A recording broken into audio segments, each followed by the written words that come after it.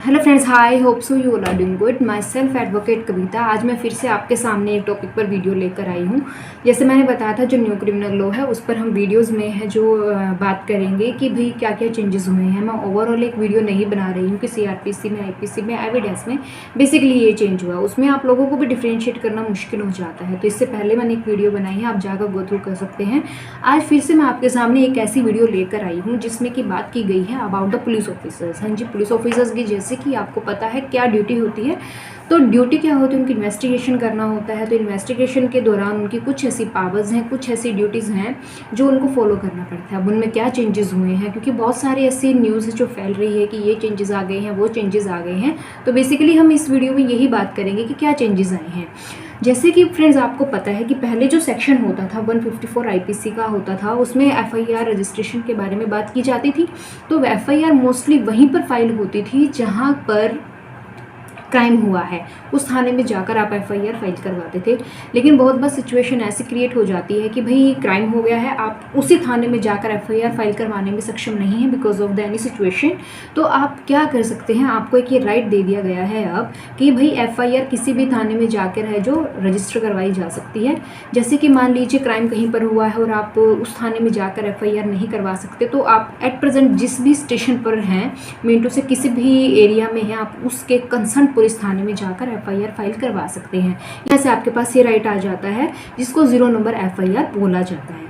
अब फ्रेंड्स, यहाँ पर हम दूसरी बात करते हैं। दूसरी बात क्या करते हैं, दूसरी बात ये है, मान लीजिए आप गए हैं एफआईआर फाइल करवाने के लिए रिगार्डिंग द ऑफेंस, एक ऐसे ऑफेंस के रिगार्डिंग जिसमें कि 3 साल या 3 साल से ज़्यादा की पनिशमेंट है, सज़ा है, और मान लीजिए 7 साल से कम की है और 7 साल है। 4 साल से ज़्यादा नहीं होनी चाहिए और 3 साल से कम नहीं होनी चाहिए।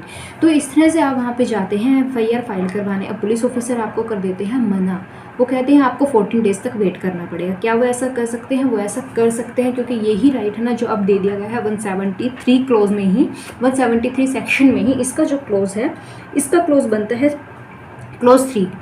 क्लोज 3 में स्पेसिफिकली वो आपको बोलेंगे कि हम आपको 14 डेज़ के अंदर बता दिया जाएगा, क्योंकि वो क्या करेंगे, उनके पास अब राइट दे दिया गया है, एक पावर उनको दे दी गई है with the permission of the superintendent of police. वो जाकर इंक्वायरी करेंगे कि जो ये केस है रियली ये प्राइमा फेसाई केस बनता है, क्या हमें इसमें एफआईआर करनी चाहिए।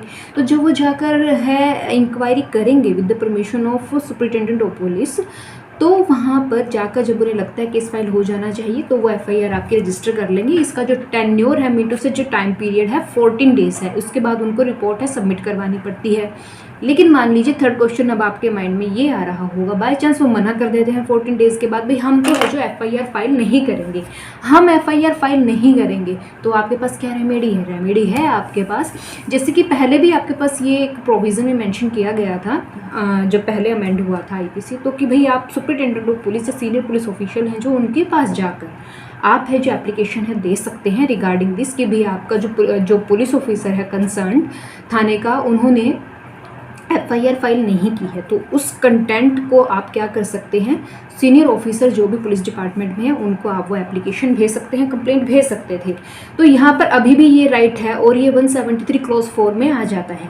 तो क्लोज 4 में आने के बाद अब आपके माइंड में फिर ये होगा कि because of the same department, मान लीजिए जो एसएचओ है और जो सीनियर ऑफिसर्स हैं, इन किसी ने भी आपके एफआईआर के लिए मतलब कोई एक्शन नहीं लिया, उन्होंने मना कर दिया आपकी एफआईआर फाइल करने से। तो क्या अब आपके पास क्या रेमेडी है? अब आपके पास बहुत अच्छी रेमेडी है। अच्छी रेमेडी है या नहीं है वो आपको डिसाइड करना है, क्योंकि जो अब आप जाते हैं मैजिस्ट्रेट के पास। अब ये पहले एक्सप्रेसली मीनटू से वर्ड्स में कहीं मेंशन नहीं था पहले आईपीसी में, अब ये भारतीय नागरिक सुरक्षा संहिता में मेंशन कर दिया गया है। 173 क्लोज 4 की जो लास्ट लाइन है उसमें बोला गया है कि आप मैजिस्ट्रेट के पास जाकर एक एप्लीकेशन दे सकते हैं। एप्लीकेशन में प्रॉपर जो आपका कंटेंट है वो लिख दीजिए, आपका जो भी बनता है कि ये हमारी इसी तरीके से हमने यहाँ पर फाइल, जो भी बात है वो आप उसमें लिख दीजिए। अब यहाँ पर मैजिस्ट्रेट है जो आपके उसके ऊपर काम करना शुरू कर देंगे। मीन टू से अगर आपको ये लगता है जैसे ही आपने मजिस्ट्रेट को आपकी एप्लीकेशन दी कि वहाँ पर इमिडिएटली एक्शन हो जाएगा, ऐसा नहीं होता, क्योंकि इसमें भी एक प्रोसीजर है जो ऐड कर दिया गया है। ये भी एक मेजर चेंज है। मेजर चेंज क्या है? मेजर चेंज ये है कि अब यहाँ पर मजिस्ट्रेट साहब है जो वो देखेंगे कि एप्लीकेशन में क्या लिखा गया है, उस पूरी स्टोरी को देखेंगे। उसके बाद जो भी कंसर्न पुलिस ऑफिसर था उसकी जो स्टेटमेंट है वो लेंगे कि भाई किस रिगार्डिंग, किस सिचुएशन के रिगार्डिंग आपने मना किया है इनकी एफआईआर फाइल करने के लिए। पर्सनली बुला के उनसे पूछा जाएगा। एप्लीकेशन देखने के बाद, पुलिस ऑफिसर से पूछने के बाद सारा इंसिडेंट, उसके बाद खुद वो अपने लेवल पर इंक्वायरी करवा कर आपसे पूछेंगे। इंक्वायरी करने के बाद अगर उनको लगेगा कि भाई ये तीनों फैक्टर ध्यान में रख कर, अगर उनको लगता है कि एफआईआर के ऑर्डर दिए जाने चाहिए तो ही वो ऑर्डर देंगे। वहाँ पर मैजिस्ट्रेट साहब बाउंड नहीं है इस प्रोसीजर को फॉलो करने के बाद। उन्हें लगेगा तो ऑर्डर देंगे, नहीं लगेगा तो वो एफआईआर फाइल करने के ऑर्डर नहीं देंगे। तो बेसिकली यहाँ पे क्या है कि पहले इमीडिएटली ऑलमोस्ट एक्शन हो जाता था, अब यहाँ पर थोड़ा ये टाइम कंज्यूमिंग हो गया है और अब आपको डिसाइड करना है कि ये आपके फेवर में है या नॉन फेवरेबल है।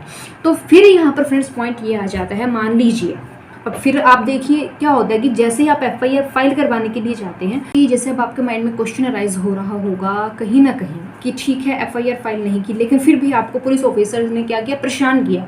अब आपको परेशान किया है जो इसके रिगार्डिंग क्या किया जाए भाई, इसके रिगार्डिंग भी आप एप्लीकेशन है दे सकते हैं कि आपको हराश किया जा रहा है, हराश किया जा रहा है। अब यहाँ पर हराश करने के प्रोसीजर में आपने एप्लीकेशन दे दी, आपको क्या लगता है इमीडिएटली एक्शन हो जाएगा। तो यहाँ पर भी एक मेजर चेंज आया है। मेजर चेंज क्या आया है, मेजर चेंज ये आया है यहाँ पर 174 क्लॉज 4 में ऐड कर दिया गया है। कोई भी पब्लिक सर्वेंट है तो इन डिस्चार्ज ऑफ ऑफिशियल ड्यूटी किसी भी तरीके का कुछ मिसकंडक्ट करता है, हराश करता है, तो वहाँ पर एक्शन लिया जा सकता है। मैजिस्ट्रेट साहब वहाँ पर एक्शन लेंगे, लेकिन कैसे लेंगे, यहाँ पर भी एक प्रोसेस है जो मैजिस्ट्रेट साहब को भी फॉलो करनी पड़ती है।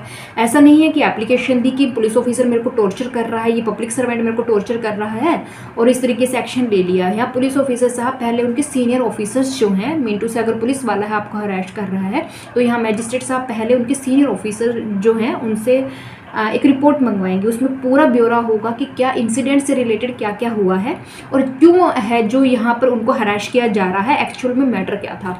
तो उनसे उनका प्री कंडक्ट भी पूछा जाएगा पुलिस ऑफिसर का कि आज तक का इनका कंडक्ट क्या रहा है। तो इस प्रोसेस को फॉलो करने के बाद जब उन्हें लगेगा कि भाई हाँ अब हम जो है इसके ऊपर मैजिस्ट्रेट साहब एक्शन ले सकते हैं, तो वहाँ पर वो उनके अगेंस्ट एक्शन लेंगे जिस पुलिस ऑफिसर ने आपके अगेंस्ट कुछ मिसकंडक्ट परफॉर्म किया है। तो फ्रेंड्स इस तरह से ये कुछ ऐसे स्टेप्स हैं जो मेजर चेंजेस किए गए हैं यहाँ पर। और अगर अब हम बात करें तो बात यहाँ पर ये आ जाती है कि कुछ ऐसे ऑफेंसेस, स्पेसिफिकली ऑफेंस क्या हैं, ऑफेंस ये हैं भाई, कुछ ऐसे ऑफेंस है जो ऐड कर दिए गए हैं। ऐड क्या कर दिए गए हैं, मीन टू से कि उनमें जो इन्वेस्टिगेशन का टाइम है ना स्पेसिफिकली वो 2 महीने का कर दिया गया है।